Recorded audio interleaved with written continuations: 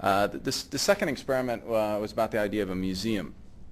And this particular museum is a science museum for Doha.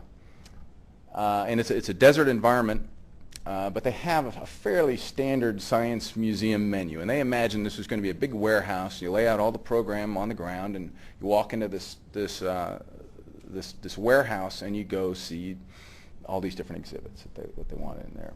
And it's a fairly standard range.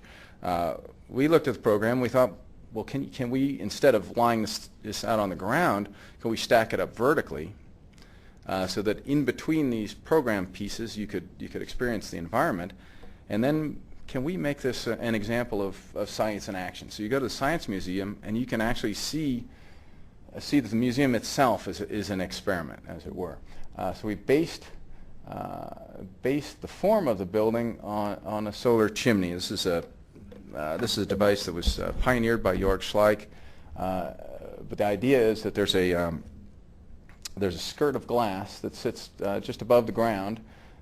The air underneath this skirt heats up and rises up a tube and runs a turbine at the top. And this can be done at virtually any scale. We decided to do it at the scale of the museum, so that the first component was a digrid structure. This is this structural framework. The cores and so on that take you between the components of the museum run vertically. This is this glass skirt that was in the earlier diagram. It also would work to shade the parking.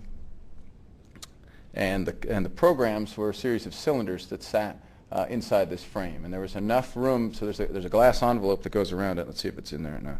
There's a glass envelope that goes around it, and there's a space between these cylinders and that glass envelope that allows the heated air to move up and run a turbine at the top. So when you go to visit this museum, you can see this.